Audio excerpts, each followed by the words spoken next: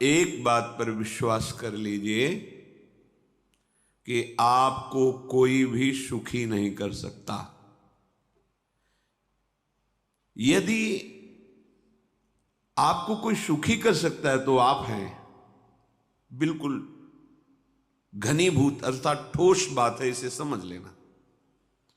यदि आप अपने विचार के द्वारा, विवेक के द्वारा अधर्माचरणों का त्याग करके धर्म पूर्वक जीवन व्यतीत करते हुए भगवान नाम जप करते हैं, तो पूर्व पाप कर्म के अनुसार जब देह रचा गया तो उसमें जो प्रारब्ध दुख सुख का है वो तो आएगा, पर आपको परास्त नहीं कर पाएगा। और आगे आपके लिए महासुख है जो दुख और सुख दोनों से परे है। अखंड प्रसन्नता, अखंड आनंद, वो केवल आपके करने से होगा। उपदेश मिल सकते हैं, मार्ग बताया जा सकता है, आपको सहयोग मिल सकता है, पर चलना आपको होगा। यदि आप नहीं चले तो ये कहीं भ्रम हो कि मैं कहीं जाऊं और मेरी दुख निवृत्ति हो जाए, तो इस भ्रम को छोड़ देना आप। क्योंकि हम आप तो बहुत छोटे जीव हैं, अर्थात बहुत लघु तपस्या, लघु पुण्य वाले हैं। हम उन महापुरुषों की बात करते हैं जिन्होंने आजीवन ऐसा तप संचय किया, फिर भी उनके शरीर में भारी से भारी दुख देखे गए। ये दुख और सुख एक भ्रमात्मक इंद्रजाल है माया का, ना दुख है न सुख है। जैसे जो सपने सिर काटे कोई, बिन जागे दुख दूर न होई। ऐसे स्वप्न में तुम चक्रवर्ती सम्राट बन जाओ तो जगने पर तुम थोड़ी रहोगे, तुम जो हो वही होगे। हम भगवान के चिदानंद अंश हैं। ये भूलकर हम अपने को स्त्री पुरुष, अच्छा बुरा, धनी निर्धन, दुखी सुखी आदि आदि बहुत सा प्रपंच है, इसे हम अपने दिमाग में बैठा लिया है। जब तक आप ये प्रपंच नहीं छोड़ोगे तब तक आपको सुखी कोई कर ही नहीं सकता। क्योंकि दुखालयम नाशवान संसार का तो तुमने अस्तित्व रखा है। अगर ये किसी के दूर करने से होता तो स्वयं जगत गुरु परब्रह्म परमात्म तत्व भगवान श्री कृष्ण सामने हैं और अर्जुन को कह रहे हैं, मात्रा स्पर्शास्तु कौन्तेय शीतोष्ण सुख दुखदा आगमा पायनो अनित्यास्तास्तितिक्षस्व भारत। हे भारत, हे अर्जुन, ये आने जाने वाले अनुकूलता प्रतिकूलता, गर्मी शीतलता, अर्थात काम क्रोध लोभ मोह मद मत्सर अपमान निंदा, ये सब ताप पहुंचाते हैं। अनुकूलता सम्मान यश कीर्ति धन वैभव मानी हुई मान्यता, ये सब शीतलता पहुंचाते हैं। ये उष्णता और शीतलता, अनुकूलता और प्रतिकूलता आने जाने वाले हैं। भगवान ये नहीं कह रहे मैं मिटा दूंगा, कह रहे तास तितिक्षस्व भारत। हे अर्जुन, ये तुम्हें सहना होगा। यदि तुम इसे सह गए तो तुम्हारे हृदय में ऐसी स्थिति प्रकट हो जाएगी कि फिर ये स्पर्श भी नहीं कर पाएंगे। सहने से तुम्हारी भक्ति बढ़ेगी, तुम्हारा चिंतन बढ़ेगा, तुम्हारा स्मरण बढ़ेगा, सत्य वस्तु के लिए, सत्य तत्व के लिए तुम सुखी हो जाओगे। बिल्कुल खुली बात। आडंबर नाटक पाखंड इसकी जरूरत नहीं। प्राकृतिक भोगों में सुख बुद्धि, देहाभिमान, विद्या रूप महत्व कुल धन यौवन अभिमान, यही तुम्हारे दुख का मूल है और ये कोई दूसरा नहीं हटा सकता। ये तुम्हें अपने विवेक सत्संग से प्राप्त हुई विवेक के द्वारा, शास्त्र स्वाध्याय से प्राप्त हुए विवेक के द्वारा इसे तुम्हें त्यागना है। दुख तुम पकड़े हो तो छुड़ा कौन सकता है? छुड़ाना तो आपको ही पड़ेगा। अगर कोई वादा करता है कि मैं आपको दुख रहित कर दूंगा, मुझे आज तक समझ में नहीं आया।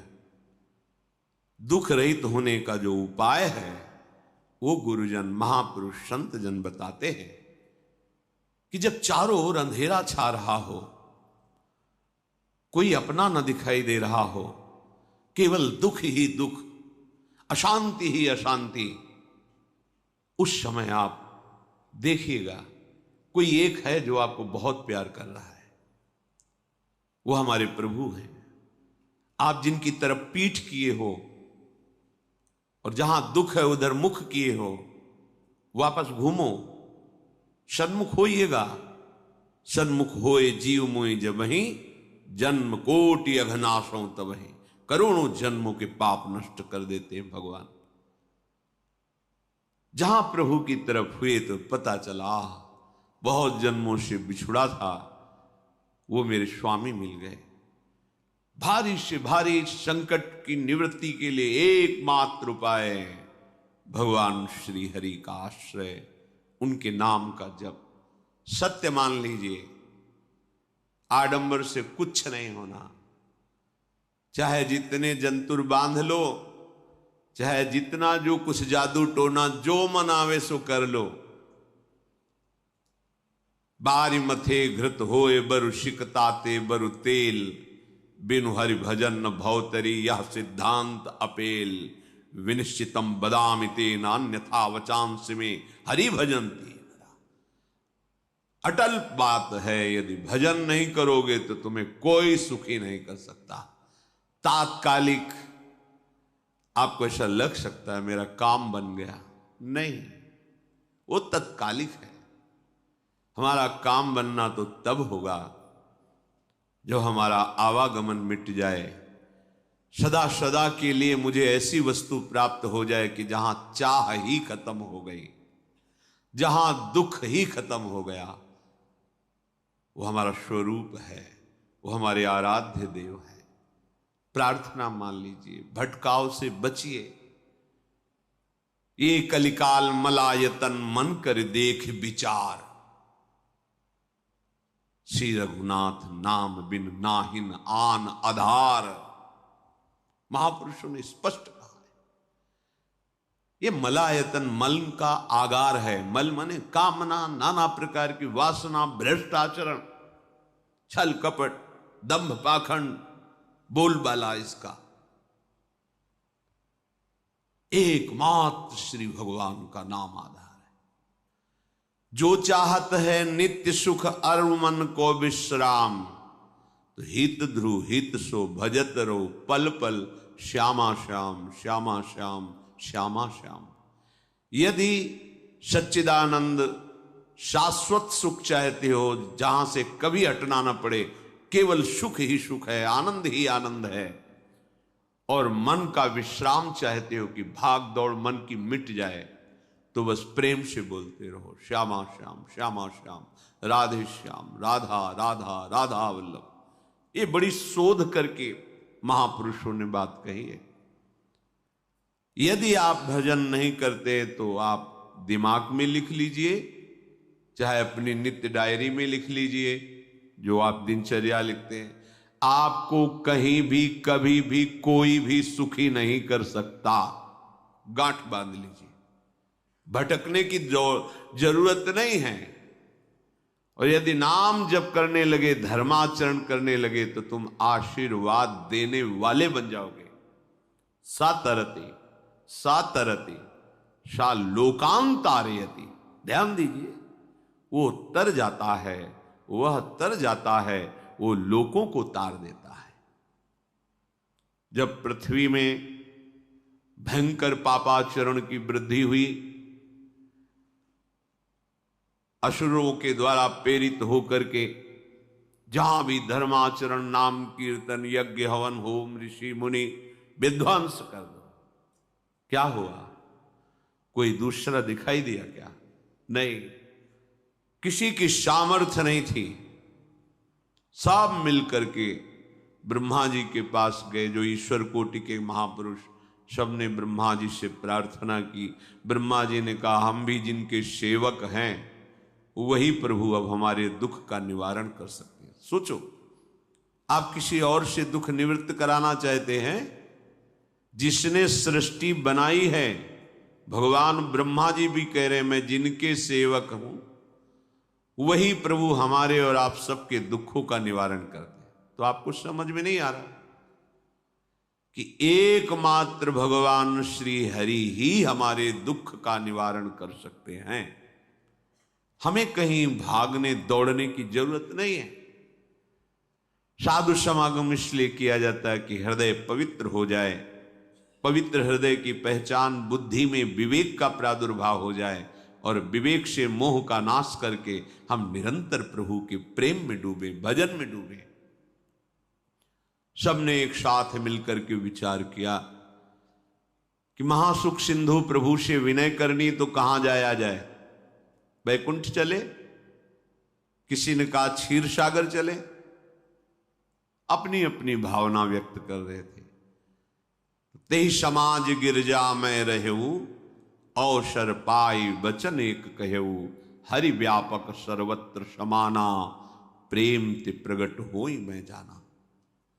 हे गिरिजा, परम वैष्णवाचार्य भगवान महादेव जी कहते हैं, उस देव समुदाय में हम भी थे। हमने कहा कि हमारे तो हृदय में बात ऐसी आती है कि कहीं भागने की जरूरत नहीं है। हरि व्यापक सर्वत्र समाना, जैसे वो वैकुंठ में विराजमान है, क्षीर समुद्र में विराजमान है, ऐसे कण कण में विराजमान है। बस तुम प्रेम से पुकारो, जहां पुकारोगे वहीं प्रभु प्रकट हो जाएंगे। नाम बाणी जहां श्याम श्यामा तहां, नाम बाणी निकट श्याम श्यामा प्रगट। सिद्ध सिद्धांत है, भटकने की जरूरत नहीं। जहां हो वहीं से प्रिया प्रीतम का नाम पुकारो, नाम कीर्तन करो, उनकी लीलाओं का गायन करो, सबको सुख देने की भावना करो। देखो तुम्हारी दृष्टि बदलती चली जाएगी, भगवत साक्षात्कार करने की योग्यता आने लगेगी। ऐसा ही हुआ। सबने मिलकर के श्री भगवान को विनय पूर्वक आर्त भाव से पुकारा। आकाशवाणी हुई, निर्भय हो जाओ, निश्चिंत हो जाओ, मैं स्वयं अपने अंशों के सहित अवतार लेकर इस भूमि का भार हरण करूंगा। तुम सब बड़े बड़े जो देवता हो, जाओ हमारी लीला में सुख लेने के लिए सब ऋक्ष वानर आदि का रूप धारण करो। ब्रह्मा जी, महादेव जी, बड़े बड़े ईश्वर कोटि के लोकपाल बहुत प्रसन्न हुए, क्योंकि भगवद्वाणी सत्य है, त्रिकाल सत्य है। सबको विश्वास हो गया कि अब मारा तो जाएगा ये महासुर, जिसको लगता था कोई ना मंत्र के द्वारा मार सकता है ना अस्त्र के द्वारा मार सकता है। स्वयं श्री भगवान पधार रहे। भगवान ने जो निरंतर भजन प्राण रहते हैं, कश्यप जी, अदिति जी, वो भगवान के वात्सल्य में भरे थे। प्रभु जब प्रकट हुए तो उनसे कहा, मुझे आप जैसा पुत्र चाहिए। प्रभु ने कहा कि मेरे जैसा तो मैं ही हूं, अद्वितीय हूं, दूसरा कोई है नहीं, मैं ही अवतरित होऊंगा। भजन में देखो कितनी सामर्थ है। जगत पिता को पुत्र रूप में प्राप्त कर रहे हैं। वही चक्रवर्ती सम्राट अवधपुरी के नरेश महाराज दशरथ जी के रूप में, जिनके महामहिम अद्भुत सौभाग्य प्राप्त करने वाली 3 ये रानियां, श्री कौशल्या जी, श्री कैकेयी जी, श्री सुमित्रा जी। भगवान वशिष्ठ जी इनके गुरुदेव हैं। प्रायः बड़े बड़े महान जो राज्य पालक रहे, उनके ऊपर, राजा के ऊपर महाराजा विराजमान रहे। ऊपर से स्वर्गलोक आदि लोकों से भी ये शिक्षा मिली है। देवराजेंद्र तो भगवान बृहस्पति, दैत्यराज बलि तो भगवान शुक्राचार्य। जनक जी तो सदानंद जी महाराज, दशरथ जी तो वशिष्ठ जी महाराज। ऐसा था, क्योंकि जहां हमारा विवेक काम नहीं करता वहां ये ब्रह्मबोध संपन्न महापुरुष तत्काल हमको संभालते हैं। महाराज दशरथ जी के हृदय में प्रबल लालसा हुई कि अब अवस्था व्यतीत होती जा रही है, पर जो गृहस्थ धर्म का परम लाभ है वो तो हुआ ही नहीं। वशिष्ठ जी के चरणों में प्रणाम करके कहा, भगवान एक ही बात की असंतुष्टता है, हमारे कोई पुत्र नहीं है। वशिष्ठ जी ध्यानस्थ हुए, ध्यान में देखा और उनका, तुम्हारा जैसा सौभाग्य अन्य का किसी का नहीं हो सकता। तुम्हारे यहां स्वयं सच्चिदानंद भगवान श्री हरि अपने अंशों के साथ अवतरित हो रहे। श्रृंगी ऋषि को बुलाया गया, पुत्रष्टि यज्ञ करी, उसमें साक्षात भगवान अग्निदेव प्रकट होकर के खीर दिया और कहा अपनी रानियों को पवा दीजिए। वशिष्ठ जी के आज्ञा के अनुसार उस खीर को 2 भाग में किया। प्रथम भाग श्री कौशल्या जी को दिया, जो दूसरा भाग था उसके 2 भाग किए, उसका 1 भाग कैकेयी जी को भी किया। अब जो 1 भाग बचा उसके 2 भाग किए और वशिष्ठ जी की आज्ञा के अनुसार एक माता कौशल्या जी को, एक कैकेयी जी को दिया। उन्होंने अपने हाथ से सुमित्रा जी को दिया। तो सुमित्रा जी के गर्भ से लक्ष्मण और शत्रुघ्न, कौशल्या जी ने जो भाग दिया उससे लक्ष्मण जी प्रकट हुए, जो रामचरण अनुरागी, अद्भुत अद्भुत हरि प्रेमी। शत्रुघ्न जी भरत चरणों का आश्रय लिए हुए राम जी का सेवन करते। बड़ा रहस्य है, कितनी मर्यादा है। गुरु की आज्ञा से जहां जैसा विधान होना चाहिए वैसा, तो उस बड़ा मंगल स्वरूप ये महामहिम जगत पावन करने वाली माताएं मानो अपने गर्भ में अखिल ब्रह्मांडों के स्वामी को धारण किए हुए हैं, जिनके गर्भ में अनंत ब्रह्मांड वास करते हैं, उन प्रभु को अपने गर्भ में धारण करने का अनुभव कर रहे हैं। महाराज दशरथ बहुत प्रसन्न है। ये जीवन का परम लाभ है। प्रभु हमारे कोई भी हो, माता पिता भाई बंधु सखा पति प्रीतम पुत्र, कुछ भी, ये तो ऐसे करुणामय कोई भाव रख लो और गाढ़ भाव कर लो तो आपको अनुभव कराने लगेंगे। जिस भाव से आप देखोगे कैसा सुख महाराज दशरथ जी को हो रहा होगा, जिनको गुरुदेव से पता है कि स्वयं भगवान पधार रहे। प्रतिपल इनके दर्शन करके कौशल्या जी, कैकेयी जी, सुमित्रा जी के प्रेम पुलकित रहते हैं। दशरथ जी, अहो भाग्य, साक्षात भगवान पधार रहे। समय व्यतीत हुआ, जोग लगन गृह बार तिथि, सकल भये अनुकूल, चर अरु अचर हर्ष जुत, राम जन्म सुख मूल। ठीक योग लगन ग्रह वार तिथि सब अनुकूल हो गई। कब? जिसके हृदय में प्रभु का प्रकाश हो जाता है। जो प्रभु के भजन में रहता है तो योग लगन ग्रह वार तिथि नक्षत्र सब अनुकूल हो जाते हैं। जो पे कृष्ण चरण मन अर्पित, तो करी हैं का नवग्रह रंग। सब ग्रह नक्षत्र वार तिथि, ये जितने भी विघ्न कारक या शुभ कारक है, ये सब शासन में रहते हैं जिसके हृदय में भगवान नाम चल। जिते विनायक शुभ अशुभ, ये विघ्न करे नहीं कोई, क्योंकि भगवान का नाम चल रहा है, हृदय में भगवान प्रकाशित हो गए हैं, परमानंद अनुभव होता है। ऐसे भगवान जगत में प्रकट हो रहे हैं। ये तो कभी कभी अवतार होता है, पर ये अवतार होता ही रहता है। भगत के हृदय रूपी महल में अवतार होता रहता है। जो निरंतर भगवत चिंतन परायण अपने अहम को भगवान के चरणों में समर्पित किया तो भय प्रकट कृपाला, यही हृदय में प्रकाशित हो जाते हैं। हृदय में ही दिव्य वृंदावन प्रिया प्रीतम दिव्य लीला। चैत्र का महीना, नवमी तिथि, शुक्ल पक्ष, अभिजीत मुहूर्त, ठीक दोपहर का समय 12 बजे सब लोगों को परमानंद प्रदान करने वाले प्रभु पधारे। शीतल मंद सुगंधित वायु बह रही है, देवताओं की दुंदुभियां बज रही, पुष्पों की वर्षा हो रही, बड़े बड़े ऋषि मुनि नृत्य कर उठे। जैसे साधना को फल मिलता है, हृदय आनंद में आज समस्त साधनाओं के फल स्वयं मंगल मूर्ति प्रभु पधार रहे। सब महात्माओं का, संतों का हृदय अलौकिक आनंद से भरा हुआ है।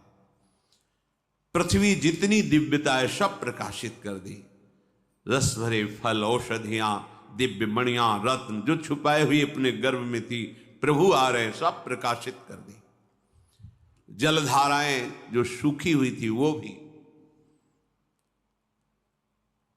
जब ब्रह्मा जी ने देखा कि जो भगवान ने आकाशवाणी में कहा था वो सब सत्य हो रहा है, आकाश में ब्रह्मा जी समस्त देवतागण विराजमान होकर के अंजलियों में दिव्य पुष्प लेकर के वर्षा कर रहे हैं। सुंदर सुंदर अलग अलग वाद्य बज रहे हैं। ऋषि मुनि देवता सब स्तुति कर रहे हैं। प्रणाम मुद्रा में सब खड़े हैं, क्योंकि समस्त लोकों का पालन करने वाले भगवान श्री हरि महाराज चक्रवर्ती सम्राट दशरथ जी के भवन में प्रकट हो रहे हैं। तो आकाश में सब ईश्वर कोटि के महापुरुष पुष्पांजलि अर्पित कर रहे हैं। उसी समय भगवान का प्रादुर्भाव होता है। भगवान कभी गर्भ से नहीं प्रकट होते, लीला होती है, ऐसा अनुभव होता है गर्भ है, पर पहले भगवान भगवान के रूप में प्रकट होते हैं, फिर वो बालक बन जाते हैं। कभी ऐसा कहीं नहीं मिला, अनुभव होता है ऐसा, समय से गर्भ रहा, समय से गर्भ बढ़ा, ऐसा अनुभव होता है, पर भगवान प्रकट होते हैं। इसीलिए भय प्रगट कृपाला दीन दयाला कौशल्या हितकारी हर्षित महतारी मुनि मनहारी अद्भुत रूप विचारी लोचन अभिरामा तनु घन श्यामा निज आयुध भुज चारी भूषण बनमाला नयन विशाला शोभा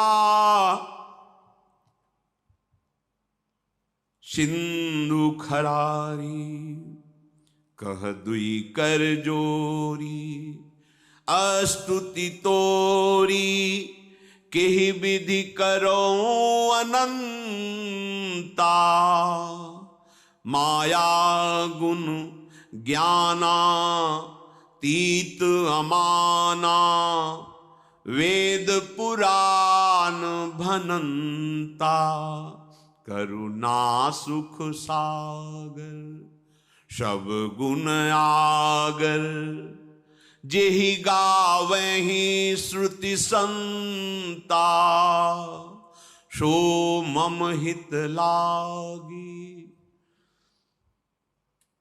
जन अनुरागी भयउ प्रगट श्रीकंता ब्रह्मांड निकाया निर्मित माया रोम रोम प्रतिवेद कहे, मम उर्षो बाशी यह उपहासी, सुनत धीर मति थिर न रहे, उपजा जब ज्ञाना प्रभु मुस्काना, चरित बहुत विधि कीनि चहे, कही कथा सुहाई मातु बुझाई, जेहि प्रकार सुत प्रेम लहे। दीनों पर दया करने वाले, बात समझिए। बहुत तपस्या है, बहुत गुण है, बहुत बड़े साधक हो, बहुत बात अभी नहीं बनी। दीनों पर दया करने वाले। अगर हमारा भजन साधन बन रहा है, हमें भगवत चर्चा कथन श्रवण का सौभाग्य, धाम नाम रूप लीला, ये मेरे प्रभु की हेतु की कृपा है। आप एक बार भी राधा नहीं बोल सकते, कृष्ण नहीं बोल सकते, एक मिनट भी आप नहीं आ सकते, ये केवल मेरी लाडली की कृपा है। हृदय में किंचन मात्र गर्व नहीं, अभिमान नहीं। वो हमारे भगवान को बहुत प्यारा होता है, प्रियालाल को बहुत लाडला होता है। हमें प्रभु के अगर चरणारविंद के अनुराग में डूबना है तो विवेक से देखो है क्या पास हमारे। अगर कुछ भी दिया हुआ है भौतिक आध्यात्मिक, वो सब मेरे प्रभु का दिया हुआ है, तो गर्व किस बात का, अहंकार किस बात, तो दैन्यता आ जाएगी। अज्ञान से ये अहंकार बढ़ता है, ज्ञान से इसका समन हो जाता है। चाहे भौतिक हो चाहे आध्यात्मिक हो, मेरे को सब कुछ मेरे प्रभु ने तो दिया है। ध्यान देकर देखो तुम्हारी उपज क्या है, तुम भी तो उन्हीं के अंश हो। न तुमने शरीर बनाया, न संसार बनाया, तो फिर अध्यात्म तो भौतिक अध्यात्म सब कुछ मेरे प्रभु का दिया हुआ है, सब कुछ प्रभु में है, तो फिर अहंकार किस बात का, दैन्य हो जाओ। यंत्र कहे कि मैं दक्षिण की तरफ चलूंगा और यंत्री तुम्हें उत्तर की तरफ चलावे तो एक कदम चल नहीं सकता यंत्र, ठीक ऐसे ही तुम हो। पर यह ज्ञान न होने के कारण अहम वृत्ति को स्वीकार करके मनमानी आचरणों में उतर गए। अब तुम्हारा यंत्री माया हुई, यंत्रारूढ़ानि मम माया। और यदि भगवद आज्ञा का पालन करते हुए भजन परायण, तो आप भगवान के हाथ के यंत्र बन जाओगे, महासुख में निमग्न हो जाओगे। जो दीनों पर सदैव दुलार करते हैं, माता कौशल्या जी को परम सुख देने वाले प्रभु प्रकट हुए। मुनियों के मन का हरण करने वाले प्रभु को सामने देख करके कौशल्या जी आनंद मगन हो गई। प्रभु कहां? सामने।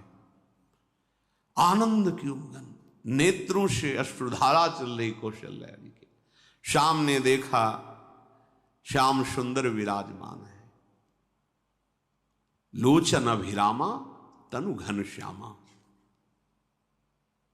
ऐसी अद्भुत श्यामता त्रिभुवन में नहीं, ब्रह्मा जी की बनाई हुई नहीं कोई ऐसी श्यामता जिससे उदाहरण दिया जाए कि प्रभु के श्रीअंग की श्यामता कैसी है। वो बस संकेत के लिए चंद्र शाखा न्याय के अनुसार भले कह दे, नहीं प्राकृतिक ऐसी रचना ही नहीं है जो हमारे प्रभु की इंद्रनील मणि श्याम मनोहर, वो है ही नहीं। वो सामने देख रहे कौशल्या जी, ये भजन का प्रभाव है। अरविंदाक्ष कमल नयन, देखते ही चित्त चुरा जाए, ऐसे नेत्र हैं प्रभु के। अजान बाहु लंबी भुजाएं। और जब प्रभु जहां प्रकट होते हैं, चाहे वो कंस कारागार हो या अवधपति का महल हो, पहले वैभव से प्रकट होते हैं। ईश्वर स्वरूप, समस्त आयुध समस्त वैभव, दिव्याभूषण बनमाला, चार भुजाएं, शोभा के समुद्र, आसुरी वृत्तियों का, भावों का, व्यक्तियों का नाश करने के लिए प्रभु प्रकट हुए। इसीलिए प्रभु से भी बढ़कर प्रभु का नाम है। वो व्यक्ति का नाश नहीं करता, वो वृत्ति का नाश करके भगवत दासत्व प्रदान कर देता है। बहुत अपार महिमा भगवान नाम की है, प्रभु के नाम की है। प्रभु प्रकट होते हैं तो दुष्टों का विनाश करते हैं, लेकिन प्रभु का नाम जिसके हृदय में प्रकट होता है, दुष्टता का नाश करके उसे जगत पावन करने वाला बना देता है। तीर्थी कुर्वन्ति तीर्थानि, वो जहां चरण रख दे उसे निष्पाप कर देता है। भूमि को, वायु को निष्पाप कर देता है जिसकी जिह्वा पे नाम चलता है। मैया ने देखा, कौशल्या जी ने, जगत के स्वामी सामने विराजमान, दोनों हाथ जुड़ गए। हे अनंत, मैं कैसे आपकी स्तुति करूं? वेद पुराण ये सब स्तुति करते हुए हार गए। नेति नेति कहकर आपका पार नहीं पाए। माया से, गुणों से, ज्ञान से भी आप परे हैं, असीम हैं, अनंत हैं। श्रुतियां, संतजन सदैव आपका यश गान करते रहते हैं। हे दया के समुद्र, हे शब्द, सुखों के धाम, गुणों के धाम, भक्तजन सदैव आपका गान करते रहते हैं। आज वही प्रभु मेरे सामने प्रकट हैं। हे श्रीपति, आप मुझे सुख प्रदान करने के लिए मेरे नेत्र गोचर हुए। अरे जिनके रोम रोम में अनेकों ब्रह्मांड वास करते हैं, एक रोमकूप में अनेकों ब्रह्मांड वास, वो प्रभु मेरे पुत्र कहलाए, ये तो हंसी की ही बात है। मेरी बुद्धि विचलित हो रही। कहां आप असीम महिमा अनंत विराट, आप मेरे पुत्र। जब ऐसा वर्णन कर रहे तो प्रभु मुस्कुराए।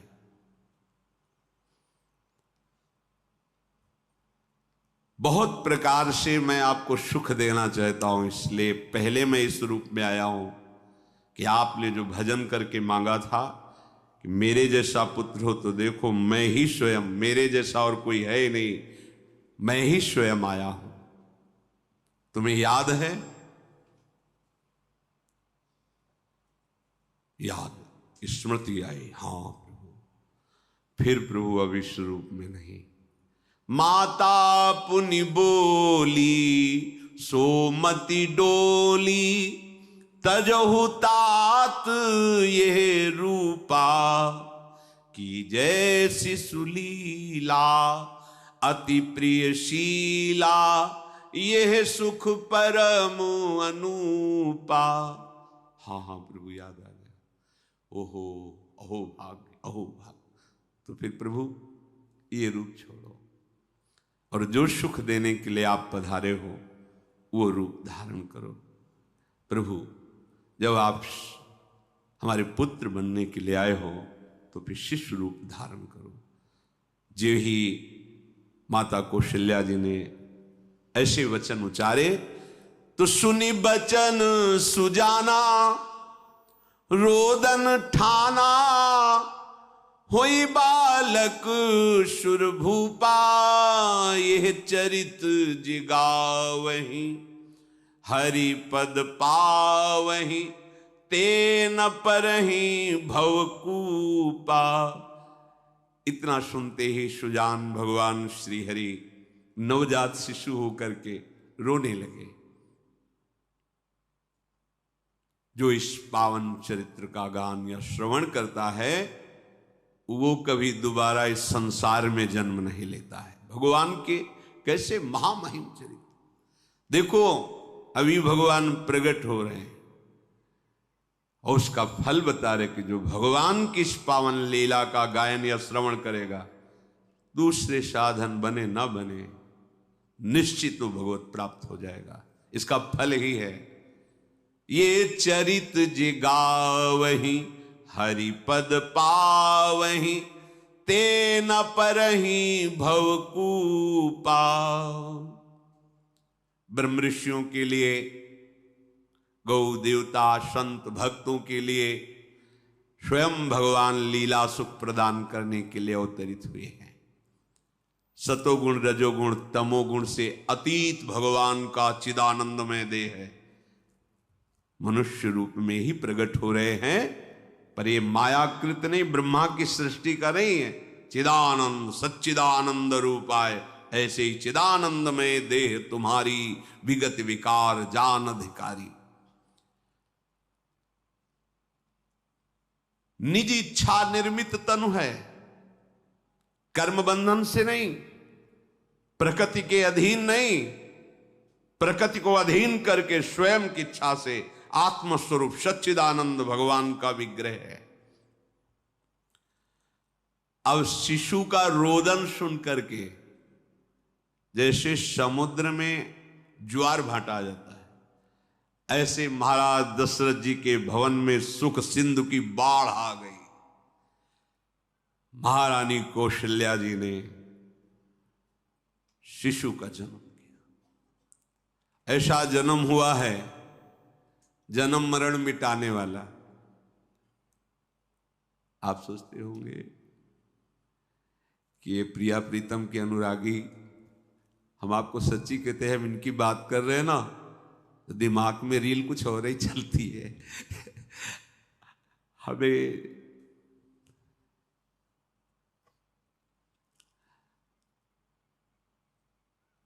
आनंद की उमगन मेरे प्रभु है।